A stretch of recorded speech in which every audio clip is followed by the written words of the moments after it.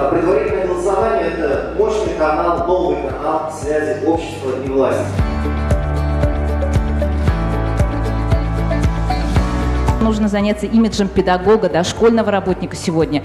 Нужна психологическая поддержка не только детям и родителям, но и учителям сегодня в школе. Все сразу по щелчку, одним желанием разовым мы, конечно, не решим. Но свои усилия, коллегиальные, в парламенте республики, кто будет избран, мы обязательно приложим и консолидированно будем выступать за наши обещания, за решение поднятых вопросов. Все вместе, безусловно.